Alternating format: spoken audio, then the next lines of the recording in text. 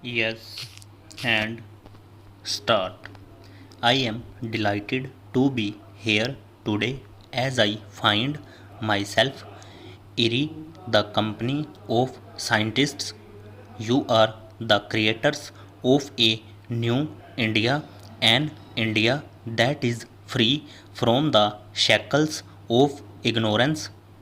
It is an India imbued with scientific temper and a liberal outlook.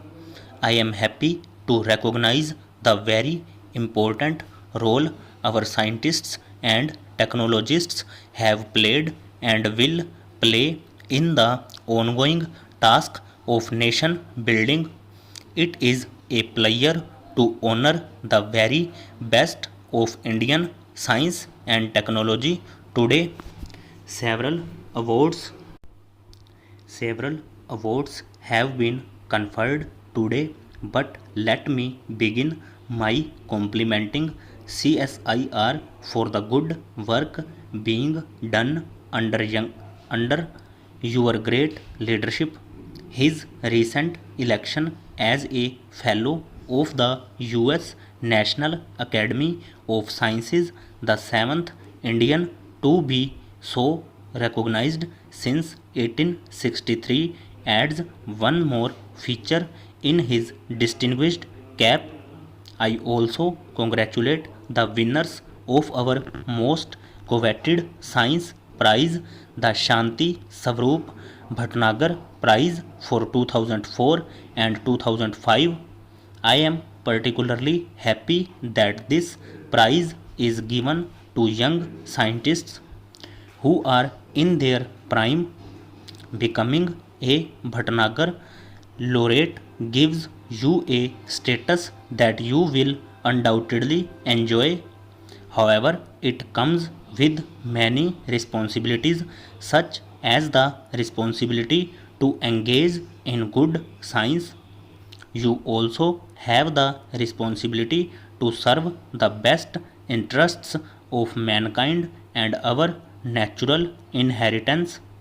Most importantly, you will also have the responsibility to improve the quality of life and widen the span of knowledge in India. My very best wishes to you on the existing journey ahead. I hope it will be a never ending journey of learning and creativity. I hope each one of you will dedicate your lives to the cause of science, to the welfare of our people, and to the growth and development of our country. Last but not the least, I congratulate the team of Media Communication Technologies who have won the CSIR Diamond Jubilee Technology Award. I applaud this selection for two reasons. First and foremost, these technologies can provide affordable solutions for connecting our rural population through internet and voice connectivity. I have often stressed the need for reaching the unreached and connecting the unconnected in India. I am glad that this technology can potentially fulfill this goal. The telecom revolution and the development of road, air, and rail linkages have shown that connectivity enhances output and productivity in communication. I hope this technology award will inspire others to develop similarly useful and potentially winning technologies. Apart from the awards, I am also happy today to release the India Science Report. I congratulate the Indian National Science Academy for taking this important initiative. I also congratulate National Council of Applied Economic Research for their excellent work. In fact, I recall when Professor M.S. Whittle discussed this with me, I had suggested that INSA should approach for such a study. I had a chance to go through the report soon after it was printed. The findings of this report are truly revealing.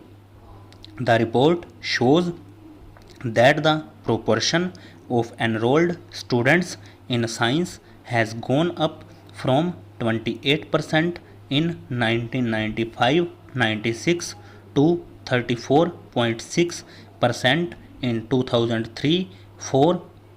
This is comforting. However, it also shows that while close to two-thirds of the students in class 6 to 8 are satisfied with the quality of science teaching, this falls to 40% in class 11 and 12th. This shows a shortage of good science teachers at higher levels. I would like our HRD ministry and state governments to take note of this and act upon it. We must lay increased emphasis on improving the quality of teaching in science and mathematics at all levels. There are other causes for concern. The report shows that 20% of science graduates and 40% of PhDs in science do not find gainful employment. What is equally worrisome is the finding that many people employed in science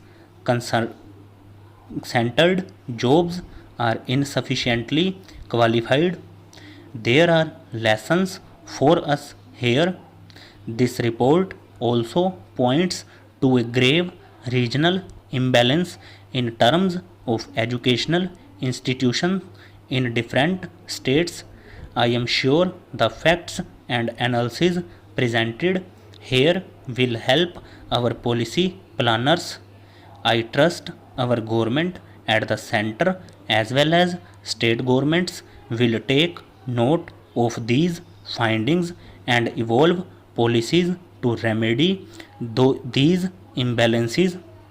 When I spoke here last year, I had reaffirmed India's commitment to basic science, applied science, and the promotion of excellence. I had committed our government to rebuilding the science base in the universities. I had also made a commitment to debureaucratize our S&T institutions, to restructure our science and technology support systems. I had committed our government to create career opportunities to retain talent in the science and technology sector. I am happy to say that we have made some progress on these counts. I have always felt that it is a pity that a country of more than a billion people has only one Indian Institute of Science. Stop over.